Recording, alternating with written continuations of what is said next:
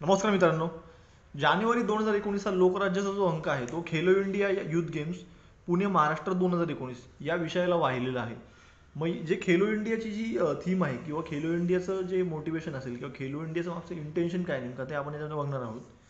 आणि हा जो काही अंक आहे मग ह्यामध्ये याच्यामध्ये जो मराठी भाषा संवर्धन पंधरवाडा जो आहे तोही आपल्यासाठी महत्त्वाचा आहे. तो दिनांक 1 ते 15 जानेवारी रोजी हा पंधरवाडा दिन आहे.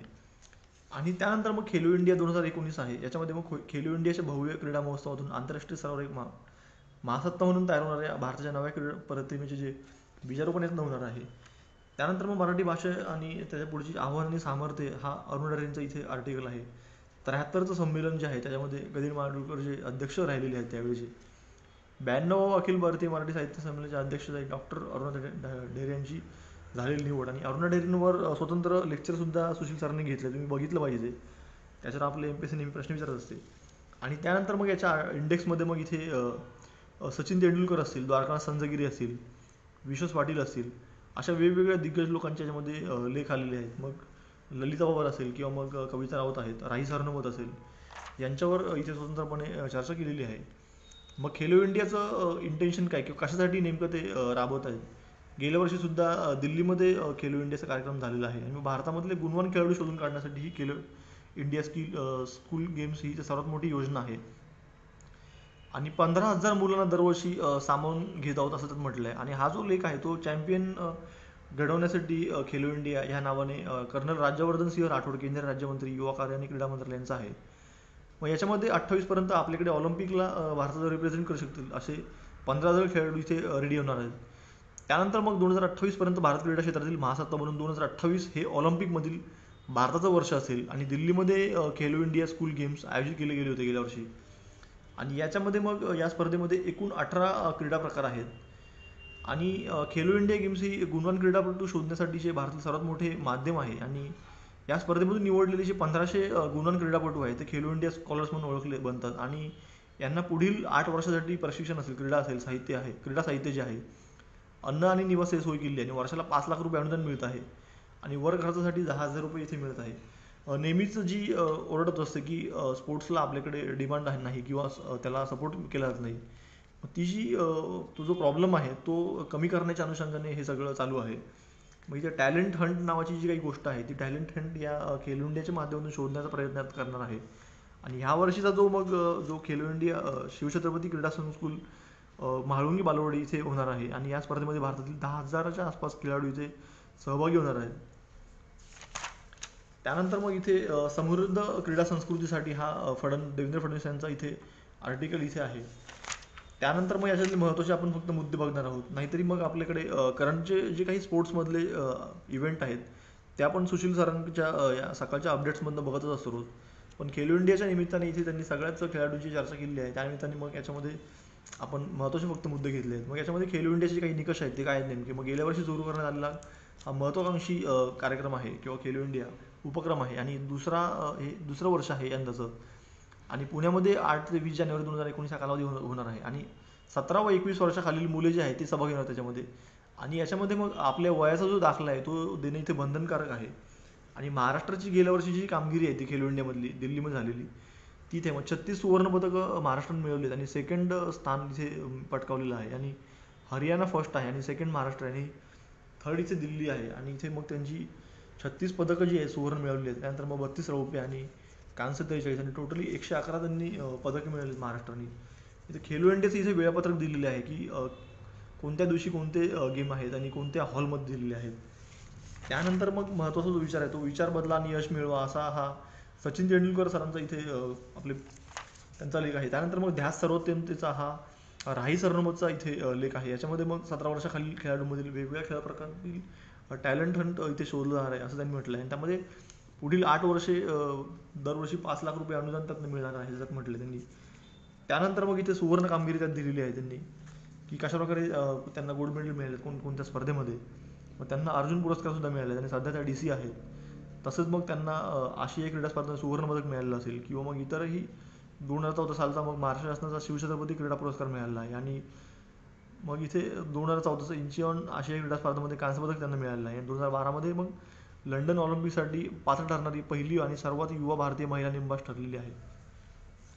त्यानंतर मग याच्यातले जे महत्त्वाचे मुद्दे आपण बघणार आहोत. आणि त्यानंतर मग पहिले वैयक्तिक ऑलिम्पिक पदक मिळवणारे काशबा जाधव यांच्यावर इथे लेख आलेला आहे. त्यानंतर मग भारताला कांस्य पदक त्यांनी मिळवून दिलेलं आहे. तसेच याच्यामध्ये काशाबांना पदक जिंकायचं होतं म्हणून 1948 सालचं लंडन ऑलिम्पिक काशाबा पहिल्यांदा खेळलेले होते आणि 1942च्या छोडो भारत चळवळीमध्ये सुद्धा त्यांनी भाग घेतलेला आहे विद्यार्थी देशामध्ये असताना. आणि त्यानंतर मग पोलीस दलामध्ये ते PSI सुद्धा 22 वर्ष राहिलेले आहेत आणि अखेर 1984ला ॲक्सिडेंटमध्ये त्यांचं निधन झालेलं आहे. आणि बालपणाचा जो मग त्यांचा वाटचाल जी आहे ती मग कुस्तीपटू काशाबा दादासाहेब उर्फ KD जाधव असं त्यांचं नाव आहे आणि त्यांचा जन्म आहे तो कराड तालुक्यातील कृष्णा नदीच्या काठावरील गोळेश्वर या गावी झालेला आहे. आणि 1940 ते 47 मग टिळक हायस्कूल जे आहे तिथे ते आहेत. नानासाहेब हे त्यांचे आजोबा उत्तम कुस्तीपटू राहिलेले आहेत. आणि त्यानंतर मग हेलसिंकी ऑलिम्पिक स्पर्धेसाठी त्यांची तयारी त्यांनी केली. मग लंडन ऑलिम्पिक स्पर्धेमध्ये 6व्या क्रमांकावर त्यांना समाधान मानावं लागून निराश नव्हतं त्यांनी. हेलसिंकी ऑलिम्पिक स्पर्धेसाठी काशाबांनी तयारी करून देशासाठी वैयक्तिक आणि पहिलं जे ऑलिम्पिक पदक त्यांनी मिळवून दिलं आहे ही महत्त्वाची बाब याच राहिली आहे. आणि हेलसिंकी ऑलिम्पिक नंतर मग 1953 त्यांनी जपानी मल्ल भारताच्या दौऱ्यावर आले होते आणि यावेळी झालेल्या कुस्त्यामुळे त्यांनी काशाबांनी युनोमोरी या जागतिक विजेत्या जपानी मल्लाला चितपट केलेलं आहे. आणि त्यांना जे मिळालेले अवॉर्ड आहे ते जीवनगौरव पुरस्कार आहे, मेघनाथ नागेश्वर पुरस्कार आहे आणि शिवछत्रपती पुरस्कार 1993चा महाराष्ट्र शासनाला मिळालेला आहे. आणि अर्जुन पुरस्कार सुद्धा त्यांना मिळालेला आहे मरणोत्तर 2001 साली. आणि काशाबानंतर मग ऑलिम्पिकमध्ये ही महत्त्वाची बाब आहे की ऑलिम्पिकमध्ये भारताला वैयक्तिक पदक क्रीडा प्रकारात पुढील पदक मिळवण्यास सुमारे 50 वर्षांचा जो कालावधी आहे तो जावा लागला आहे. आणि कुस्तीमध्ये पदक मिळवण्यासाठी 56 वर्ष जावी लागली म्हणजे जवळजवळ 14 वर्ष. त्यानंतर मग महाराष्ट्राची दैदिप्यमान कामगिरी संदीप चव्हाण यांचा येथे लेख आहे. मग इथे जे शरद पवार हे दुसरे ICCचे अध्यक्ष राहिलेले होते आणि फर्स्ट जे होते ते जगनमोहन दालमिया राहिलेले आहेत. आणि सेकंड भारतीय शरद पवार आणि फर्स्ट भारतीय जे आहेत ते जगनमोहन दालमिया आणि 2018 साली सध्या जे आहे ते शशांक मनोहर आहेत.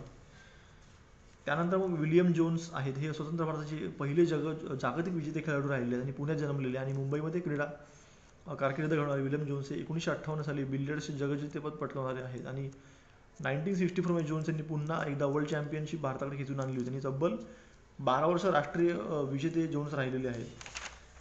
त्यानंतरचे जे मग महत्त्वाचे मुद्दे आपण बघणार आहोत की कोणते आहेत नेमके.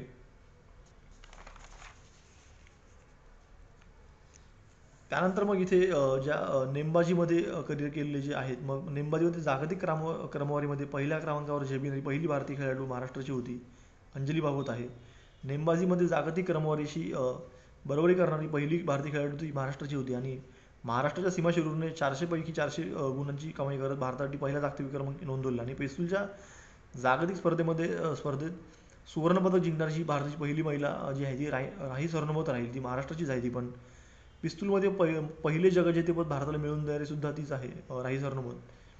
आणि कॉमनवेल्थमध्ये पिस्तूल प्रकारामध्ये पहिलं सुवर्णपदक मिळवून देणारा जो खेळाडू अशोक पंडित आहे महाराष्ट्राचा आणि त्याने भारतासाठी सुद्धा कॉमनवेल्थचं पहिलं सुवर्णपदक जिंकलेलं आहे. त्यानंतर मग अथेन्स ऑलिम्पिकमध्ये कर्नल राज्यवर्धन सिंह राठोडने जिंकलेलं रौप्य पदक असो किंवा मग त्यानंतर मग अभिनव बिंद्रा असेल बीजिंग ऑलिम्पिकमध्ये गोल्ड मेडलिस्ट. त्यानंतर मग टेबल टेनिसमधला पहिला अर्जुन पुरस्कार बहाल करण्यात आलेला मुंबईचा जयंत बोहरा असेल. बॉक्सिंगमध्ये नंबर 1 कामगिरी करणारा मग भारताचा पहिला अर्जुन पुरस्कार विजेता बॉक्सर हा महाराष्ट्राचा बुद्धी दुसीचा राहिलेला आहे. त्यांनी तब्बल 9 वेळा राष्ट्रीय बॉक्सिंग स्पर्धेचं विजेतेपद पटकावलेलं आहे. यातले फक्त आपण महत्त्वाचे मुद्दे आपण घेतलेत कारण की जो करंटमध्ये स्पोर्ट्सचा जो अपडेट आहे जो आपल्याला सकाळी सुशील सरांच्या लेक्चरमध्ये मिळत असतो. पण तरी पण हे जे काही मासिक आहे लोकराज्य ते खेलो इंडिया पूर्णपणे त्यांनी कव्हर केलं आहे. त्या अनुषंगाने हे त्यातले फक्त महत्त्वाचे मुद्दे की आपण घेतलेले आहेत. भारतीय जलतरणाला आंतरराष्ट्रीय चॅलेंजचे जे काम आहे ते महाराष्ट्राचे वीरधवल खाडेने केलेले आहे आणि ऑलिम्पिकसाठी थेट पात्र ठरणारा तो आजवरचा सर्वात तरुण खेळाडू राहिलेला आहे. त्यानंतरचा महत्त्वाचा मुद्दा आहे तो कविता राऊत. दिल्लीत झालेल्या राष्ट्रकुल क्रीडा स्पर्धेमध्ये कविता राऊतने 10,000 मीटरमध्ये कांस्यपदक पटकावले आहे आणि राष्ट्रकुल क्रीडा स्पर्धेमध्ये पदक जिंकणारी ती पहिली महाराष्ट्राची पहिली खेळाडू ठरलेली आहे. आणि त्यानंतर मग बॅडमिंटन आहे. मग भारतीय बॅडमिंटनपटू आंतरराष्ट्रीय स्पर्धा जिंकू शकतात हा विश्वास आहे तो महाराष्ट्राने पहिलाच दिलेला आहे भारताला. आणि नंदू नाटेकर हे विदेशामध्ये बॅडमिंटनचे जे विजेतेपद आहे ते पटकावणारे पहिले भारतीय बॅडमिंटनपटू होते आणि 1956 साली क्वालालंपूर येथे झालेल्या सेलँगोर बॅडमिंटन स्पर्धेतील पुरुष एकेरीचे विजेते त्यांनी पटकावले होते. त्यानंतर मग बॅडमिंटनमध्ये पहिला जो अर्जुन पुरस्कार आहे पटकावणारे तेच नंदू नाटेकर राहिलेले आहेत. बॅडमिंटनचे पहिले अर्जुन मानकरी आहेत ते. त्यानंतरचे जे महत्त्वाचे मुद्दे आहेत ते मग आपण बघणार आहोत. मग इथे ललिता ऑबर यांची कामगिरी आहे. ललिता ऑबर मुंबईमध्ये ते 3 वेळा त्यांनी मॅरेथॉनचं सलग विजेतेपद घेतलेलं आहे. 2014ची इंचिऑन एशियन गेम 2000 मीटरमध्ये त्यांनी रौप्य पदक मिळवलं आहे. 2015ची वुहान एशियन चॅम्पियनशिप आहे, त्याला 3000 मीटरमध्ये गोल्ड मेडल आहे. आणि 2015 सालची अर्जुन पुरस्कार त्यांना मिळालेला आहे. रिओ ऑलिम्पिक 2016चा चौथ्या क्रमांकावर त्यांना आणि पी टी उषानंतर मग 32 वर्षांनी ऑलिम्पिक स्पर्धेमध्ये अंतिम फेरी परत खेळणारी जी पहिली खेळणारी ही भारतीय महिला खेळाडू आहे. त्यानंतरचा विजय चौधरी आहे. हा विजय चौधरी 2014, 15 आणि 16 असे सलग 3 वर्ष महाराष्ट्र केसरी कुस्ती स्पर्धेमध्ये विजेतेपद राहिलेला आहे आणि हा सध्या DYSP आहे. त्यानंतर मग विदर्भातील क्रीडा चैतन्य असा हा लेख आहे. फक्त पण आपण याच्यातले महत्त्वाचे एलिमेंट कव्हर करणार आहोत. सगळंच काय आपल्या याचं नाही. मग तांबड्या मातीमधून ची गौरवशाली परंपरा आहे. कोल्हापूरने कशा प्रकारे आपल्याला दिग्गज खेळाडू दिलेले आहेत त्यावर हा लेख लिहिलेला आहे. मग इथे महाराष्ट्राच्या एकूण साखर उत्पन्नातील 30% साखर हा एकटा जिल्हा पिकवतो आणि भारताच्या दरडोई उत्पन्नामध्ये पहिल्या 4 मध्ये कोल्हापूर आहे. मग इथे त्यांनी नावं दिलेली आहेत की कोणते कोल्हापूरचे प्लेयर्स आहेत. मग इथे आपण बघितलं ऑलरेडी काशबा जाधव असतील किंवा मग विक्रम कराडे असतील, मग वीरदौल खाडे असेल, तेजस्विनी सावंत असतील नेमबाजीमधील, राही सरनोबत असतील, शाहू माने आहेत. आणि सगळ्यात महत्त्वाचा मुद्दा असा आहे की मग कोल्हापूरने आतापर्यंत महाराष्ट्राला 14 महाराष्ट्र केसरी दिलेले आहेत आणि पहिल्या 5 पैकी 4 हिंद केसरी कोल्हापूरने दिलेले आहेत. आणि हिंद केसरी श्रीमती खंचाळणारे असतील, वज्र पटेल असतील आणि गणपतराव आंधळकर असतील, दीनानाथ सिंह आहेत. त्यानंतरचे जे महत्त्वाचे आपण मुद्दे बघणार आहोत. मग इथे खेळायलाच पाहिजे नावाचा जो लेख इथे दिलेला आहे, जे आयर्नमॅन रवींद्र सिंगल आणि रविजय सिंगल हे IPS आहेत रवींद्र सिंगल यांना मिळालेलं आहे. आणि त्यामध्ये मग इथे खेळाडूंसाठी योजना नावाची इथे आर्टिकल आहे. मग इथे ऑलरेडी आपण योजनेची सिरीज पूर्ण केलेली आहे. आणि त्यानंतर मग शेवटचा जो आहे तो 92 अखिल भारतीय मराठी साहित्य संमेलन ते यवतमाळ दिनांक 11, 12, 13 जानेवारी 2019 मध्ये आहे. आणि यांचा जो लेख आहे तो आव्हान आणि सामर्थ्य अरुणताई ढेरेंचा हा जो लेख आहे तो मराठी लिटरेचरचे विद्यार्थी UPSC मेन्सला त्यांच्या अनुषंगाने महत्त्वाचा आहे. मग इथे मराठी भाषेसमोर असणारे आव्हान आणि सामर्थ्य इथे महत्त्वाचं आहे. त्यामुळे त्यांनी मग इथे ह्या भाषेच्या पुढे असणाऱ्या आव्हानां पुढे टिकण्यासाठी जो समाज असतो तो समाज कशा पद्धतीने त्या भाषेच्या मागे उभा राहतो हा त्यांनी मत दिलेला आहे इथे. आणि इथे मग पूर्णपणे त्यांच्या ज्या कादंबऱ्या जाणीव जाग्या होताना आणि बाकी सगळं मग तुम्ही जे ऑलरेडी आपण लेक्चर घेतलेले आहे ते बघितलं तर मग बरं होईल, जेणेकरून आपल्याला ते प्रश्न आपला चुकणार नाही. कारण की आपल्याला बऱ्याचदा प्रश्न विचारत आहे याच्यावर. मग त्यानंतरचा महत्त्वाचा मुद्दा आहे तो यवतमाळला यंदा अखिल भारतीय मराठी साहित्य संमेलन होत आहे. आणि 1973चं जे ऑक्टोबर महिन्यामध्ये संमेलन जे भरलेलं होतं आणि या संमेलनाचे जे अध्यक्ष होते ते आधुनिक वाल्मिकी गदी माडगुळकर होते. आणि त्यांचं जे ते सध्या जन्मशताब्दी वर्ष आहे यंदा आणि या वर्षामध्ये यवतमाळला पुन्हा संमेलन होत आहे. त्यामुळे गदी माडगुळकर चर्चेत आहेत. आणि 1973 साली झालेल्या संमेलनाच्या आठवणीचा धांडोळा इथे त्यांनी घेतलेला आहे. एकदा मग तुम्हाला जर क्लॅरिफिकेशनसाठी गदी माडगुळकरांचं जे साहित्य आहे ते एकदा वाचून घ्यायचं. समजा त्यांच्या जन्मशताब्दी वर्षानिमित्त जर प्रश्न विचारला तर आपले मार्क जाणार नाहीत. थँक्यू सो मच मित्रांनो. आमचं जे doctor Sushil spotlight Telegram channel तुम्ही जॉईन करा आणि सेम पेज आमचा YouTube आणि फेसबुकवर आहे, त्याला लाईक शेअर सबस्क्राईब करत राहा.